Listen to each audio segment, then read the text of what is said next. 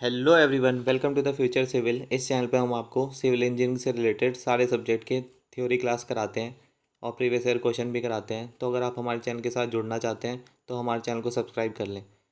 और अगर आपको नोट्स के पीडीएफ चाहिए तो आप हमारे टेलीग्राम ग्रुप को ज्वाइन कर लें। नीचे आपको लिंक मिल जाएगा, तो आप वहाँ से जाके ईजिली ज्वाइन कर सकते हैं।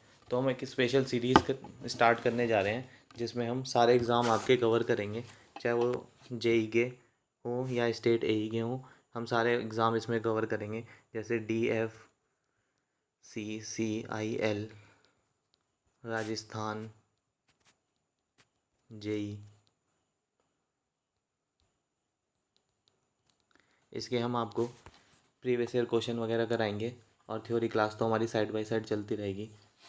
तो आप हमारे चैनल को सब्सक्राइब कर लें ताकि आपको जब भी न्यू वीडियो आए आपको नोटिफिकेशन मिल जाए और आप उसे देख सकते हैं। तो आज हम जो टॉपिक स्टार्ट करने जा रहे हैं वो है हमारा कंपास सर्वे।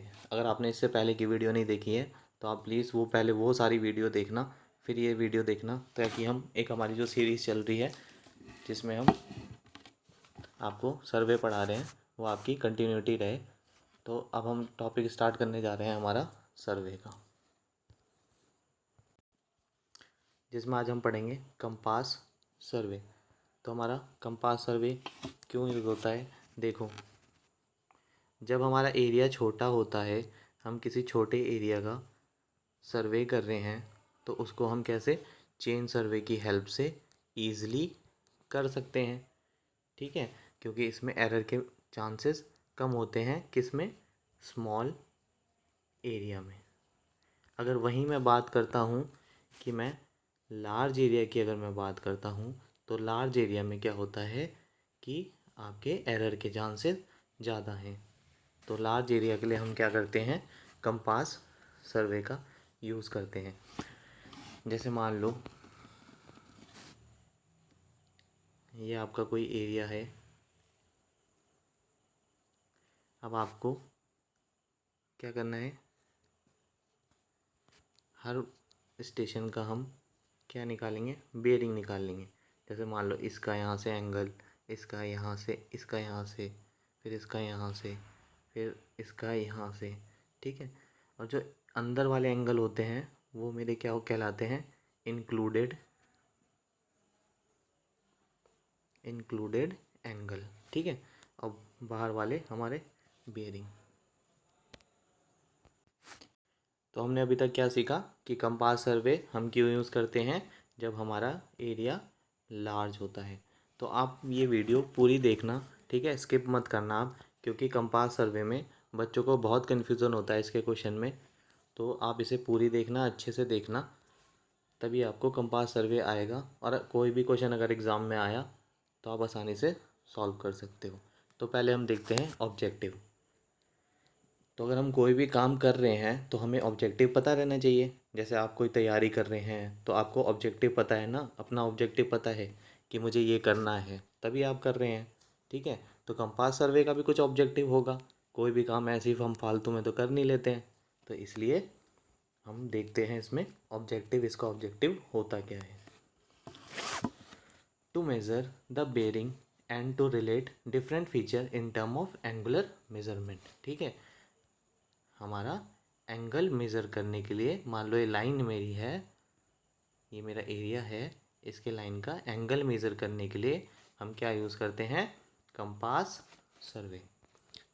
नेक्स्ट हम देखते हैं इसमें टर्मिनोलॉजी के कुछ टर्म्स आते हैं इसमें, तो वो हम देखते हैं। पहला मेरा टर्म क्या होता है, बेयरिंग। तो बेयरिंग मेरा क्यों यूज़ होता है, क्या होता है मेरा बेयरिंग, वो देखते हैं हम। Horizontal angle measured for any line with respect to fix meridian is called bearing. ठीक है, अगर आपको हॉरिजॉन्टल एंगल निकालना है मान लो, तो आपको कुछ रेफरेंस पॉइंट भी लेना पड़ेगा। रेफरेंस पॉइंट मतलब कुछ ज़ीरो एंगल भी लेना पड़ेगा। ठीक है, अगर मान लो वहीं मैं कह दूं आपको कि इस लाइन का तुम वो निकालो, एंगल निकालो, कैसे निकालोगे, कुछ आप रेफरेंस पॉइंट लेना पड़ेगा।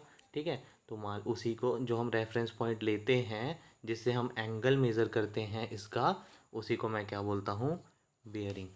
ठीक है, तो आई होप ये आपको समझ आ गया होगा।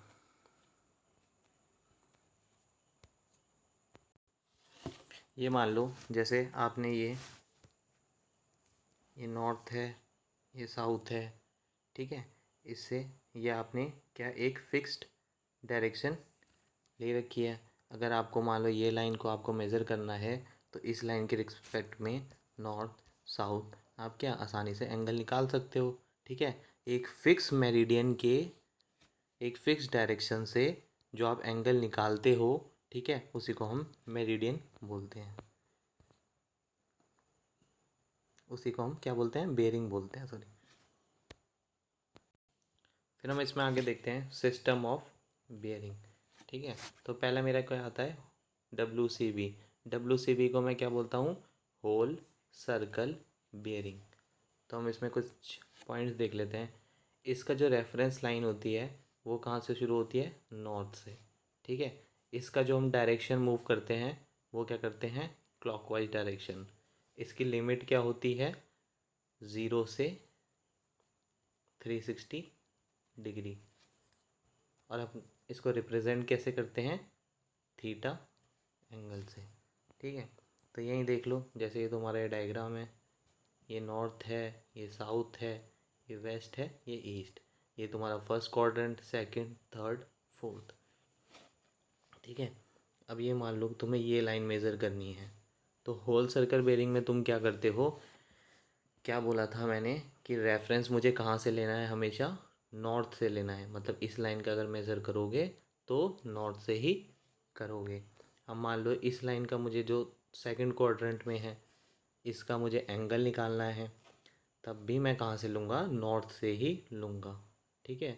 क्योंकि रेफरेंस लाइन मेरी क्या है, नॉर्थ। और इसकी लिमिट कितनी होती है, 360 डिग्री। और होल सर्कल बेरिंग में हम हमेशा क्लॉकवाइज डायरेक्शन में चलते हैं, ठीक है। बस इतना याद रखना तो हर क्वेश्चन तुम्हारा सॉल्व हो जाएगा।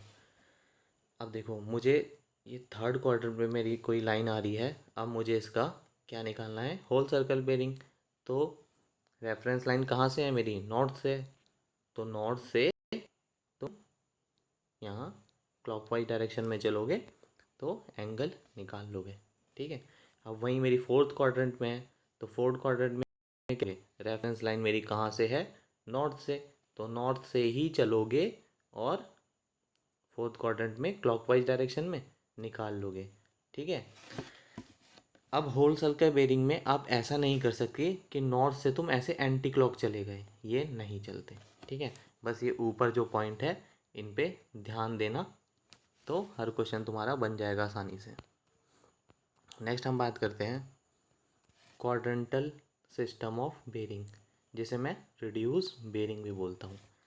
अब इसका देख लो, इसकी जो रेफरेंस लाइन होती है वो नॉर्थ से और साउथ से, मतलब नॉर्थ साउथ, हम यहाँ से भी एंगल मेज़र कर सकते हैं और यहाँ से भी कर सकते हैं, नॉर्थ से भी कर सकते हैं, साउथ से भी कर सकते हैं। जिसके पास होगी वो लाइन वहाँ से हम मेज़र कर लेंगे। अब देखो डायरेक्शन इसमें हम कैसे मूव कर सकते हैं, क्लॉकवाइज भी मूव कर सकते हैं और एंटी क्लॉकवाइज भी मूव कर सकते हैं। किस में, रिड्यूस बेरिंग सिस्टम में। फिर इसकी लिमिट देखो कितनी होती है, लिमिट होती है इसकी 0 से कहाँ तक, 90 डिग्री। और वहीं होल सर्कल बेरिंग की WCB की कितनी थी आपकी, 360, कहाँ से, 0 से। फिर देखो हम इसे रिप्रेजेंट कैसे करते हैं, इसे हम लिख सकते हैं नॉर्थ थीटा डिग्री जितना भी है एंगल ईस्ट, या तो नॉर्थ एंटी क्लॉक अगर चलोगे एंटी क्लॉक तो क्या लिख सकते हो, नॉर्थ थीटा वेस्ट, ठीक है। या तो कैसे लिख सकते हो, साउथ थीटा ईस्ट या साउथ थीटा वेस्ट, ठीक है। मान लो ये तुम्हारी लाइन है, ये नॉर्थ है, ये ईस्ट है, साउथ है, ये वेस्ट है, ठीक है। अब तुम्हें क्या करना है, ये एंगल को मान लो तुम्हें इस लाइन को एंगल को रिप्रेजेंट करना है। तो इस लाइन का मैंने ऊपर क्या लिखवाया था, ऊपर देखो कि रेफरेंस लाइन हम कहाँ से ले सकते हैं, नॉर्थ या तो साउथ। अब नॉर्थ से ये लाइन जो है कहाँ से ज़्यादा क्लोज है, ये वाली लाइन कहाँ से ज़्यादा क्लोज है, नॉर्थ से ना आपकी। तो तुम कैसे इसे रिप्रेजेंट करोगे, नॉर्थ, और ये एंगल जितना भी आ रहा होगा थीटा, थीटा जितना भी आ रहा होगा, मान लो 30 आ रहा है, और ईस्ट। ठीक है, अब वहीं अगर मैं यहाँ पर मेरी लाइन है, ठीक है, अब देखो ये वाली लाइन जो मेरी है, ये वाली लाइन वो किसके ज़्यादा पास है, साउथ के। ठीक है, साउथ के पास है, तो साउथ थीटा ईस्ट, ऐसे मैं लिख दूंगा। अब वहीं देखो, अब ये वाली लाइन देखो किसके ज़्यादा पास है, साउथ के। ठीक है, तो मैं कैसे लिख सकता हूँ, साउथ थीटा वेस्ट, और ऐसे इसको लिख लेना, नॉर्थ के ज़्यादा पास है तो नॉर्थ थीटा वेस्ट, बस ऐसे करके लिख सकते हो। तो जिसके ज़्यादा पास होगी, जैसे नॉर्थ के पास है, तो स्टार्टिंग में देखो यहाँ पर या तो नॉर्थ ही आएगा या साउथ ही आएगा। ठीक है, तुम ऐसे नहीं लिख सकते कि वेस्ट थीटा नॉर्थ, ये गलत हो जाएगा। ठीक है, इसका क्या है आपका रेफरेंस, देखो ये यहाँ तुमने रेफरेंस लिखाया था ना, तो रेफरेंस क्या है इसका, या तो नॉर्थ होगा या साउथ होगा, तो यही है बस आपका। तो हमारा क्या क्या हो गया इसमें, WCB हमने समझ लिया अच्छे से, और क्या समझ लिया हमने, क्वाड्रेंटल सिस्टम ऑफ बेरिंग, या तो उसे मैं क्या बोलता हूँ, रिड्यूस बेरिंग। ठीक है, नेक्स्ट हम बात करने जा रहे हैं ट्रू मेरिडियन। ठीक है, ट्रू मेरिडियन हम देखेंगे, तो आप ये अच्छे से देखना। ठीक है, आराम आराम से देखना इस वीडियो को आप, तो आपको कभी भी कन्फ्यूज़न नहीं होगा आप अच्छे से, क्योंकि इसमें से बहुत क्वेश्चन आते हैं एग्ज़ाम में। अगर सर्वे का क्वेश्चन आता है तो मोस्ट प्रोबेबली आपका इसी में से, बेरिंग वाले उसमें पार्ट्स में से आपका आता है। ठीक है, तो आप इसे अच्छे से सीख लीजिए। अगर कोई आपको डाउट है या कुछ चीज़ आपको नहीं समझ आई, तो आप क्या कर सकते हैं, कमेंट में पूछ सकते हैं। ठीक है, वहाँ मैं आपको रिप्लाई कर दूँगा। अगर आपको कोई दिक्कत है, कुछ समझ नहीं आ रहा है, आप पूछ सकते हैं। कोई भी अगर आपको एक भी पॉइंट ना समझ आए तो आप सिंपल कमेंट कर देना। तो हम देखते हैं, हम ट्रू मेरिडियन देखो, मान लो ये मेरी अर्थ है। ठीक है, ये मेरा नॉर्थ है, ये मेरा साउथ है। ठीक है, तो एक इमेजिनरी लाइन मान लो मैंने ये से कट करा दी। ठीक है, जो कि अर्थ को 2 पार्ट में डिवाइड करे जो लाइन, ठीक है, उसका नॉर्थ पे कट करे और ट्रू साउथ पे कट करे। ठीक है, अर्थ को, अर्थ की जो ट्रू नॉर्थ है और ट्रू साउथ है, ठीक है, इन दोनों को कट करे जो लाइन, उसी को मैं बोलता हूँ ट्रू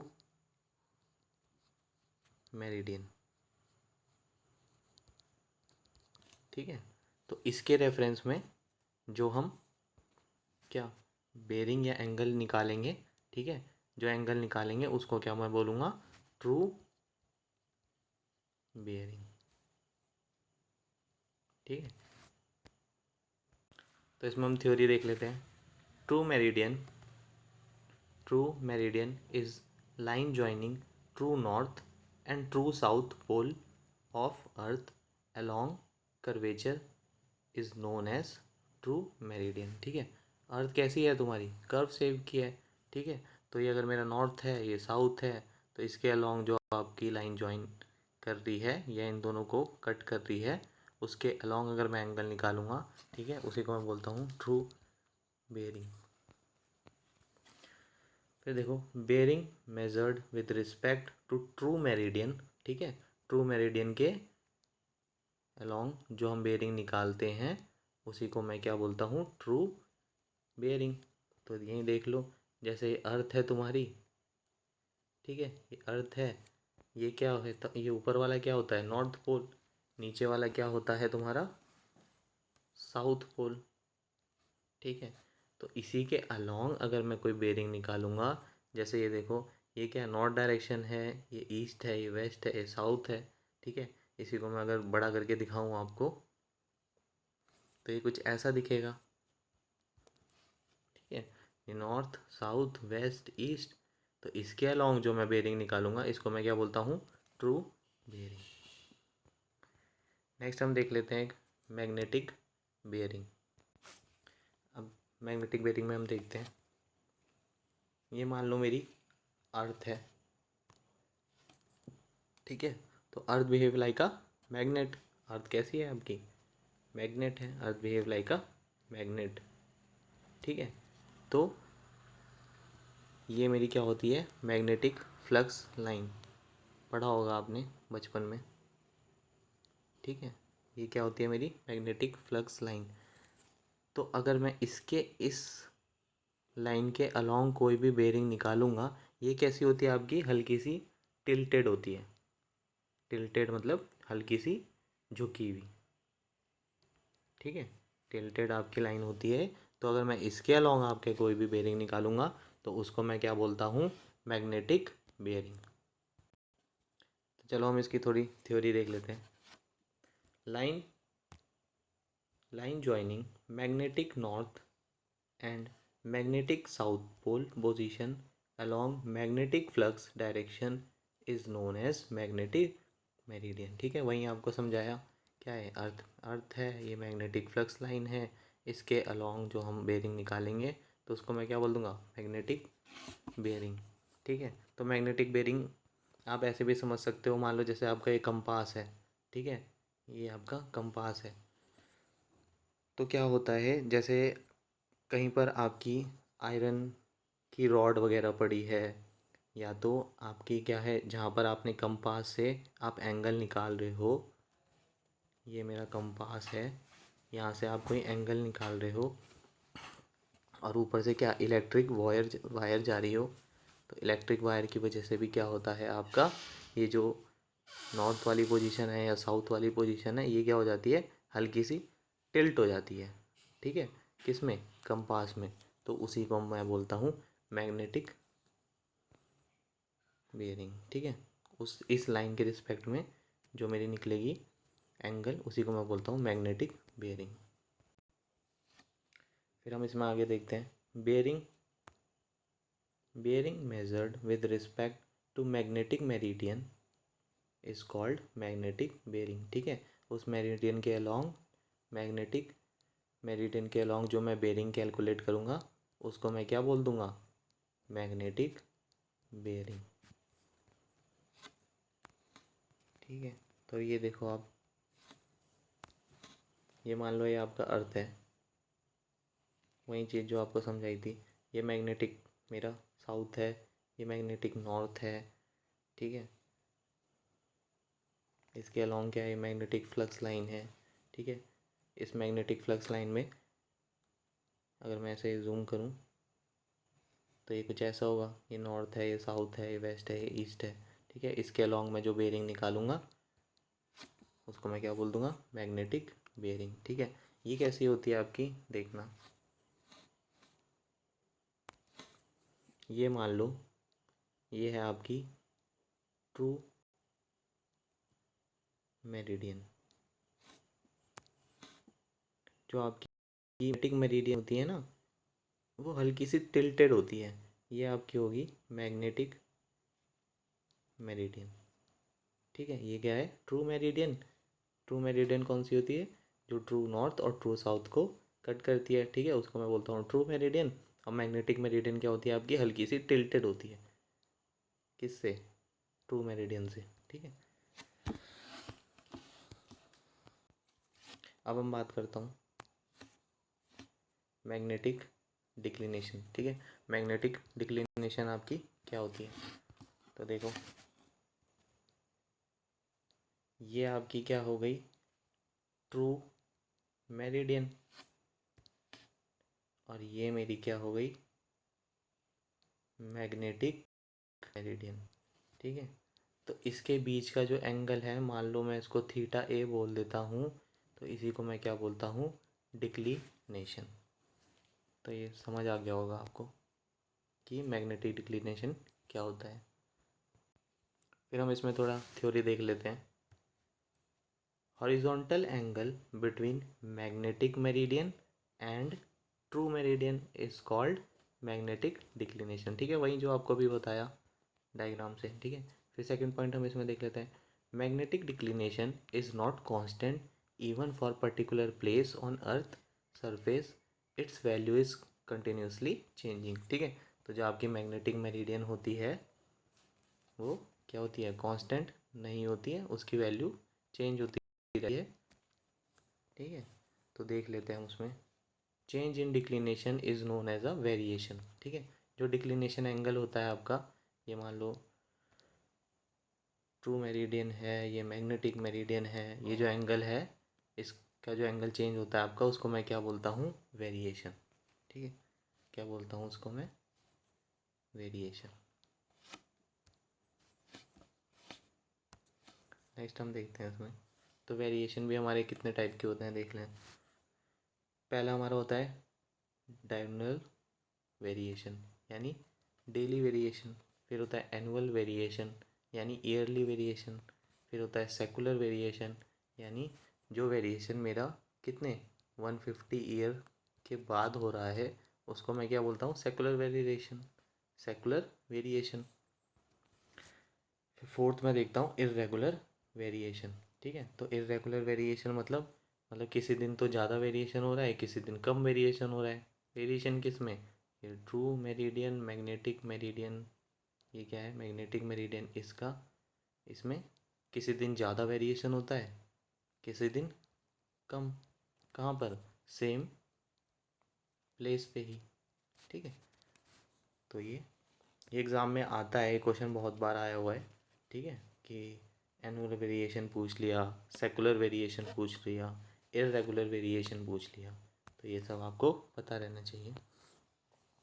फिर एक नोट करके, ये इम्पोर्टेंट है हमारा, diagonal variation is generally more in summer. ठीक है, समर सीजन में आपका जो डेली वेरिएशन है वो क्या होता है, ज़्यादा होता है। नेक्स्ट हम देखते हैं टाइप ऑफ डिक्लिनेशन। ठीक है, तो हमारे डिक्लिनेशन कितने टाइप के होते हैं, एक मेरा होता है ईस्टर्न डिक्लिनेशन, एक मेरा होता है वेस्टर्न डिक्लिनेशन। ठीक है, तो हम इसे देख लेते हैं। ये मेरी ट्रू मेरिडियन है, ये मैग्नेटिक मेरिडियन है। तो अगर ईस्टर्न डिक्लिनेशन की बात करूँगा तो मतलब ईस्ट की तरफ थोड़ा झुका हुआ है। ठीक है, और वेस्ट की मैं बात करूँगा तो जो आपका ये मैग्नेटिक मेरिडियन है ना, ये मैग्नेटिक मेरिडियन इस साइड कहीं झुका होगा। ये देखो ऐसे में, ये देखो ये क्या है मेरा डेल्टा, डब्लू मेरा क्या है, वेस्टर्न डिक्लिनेशन।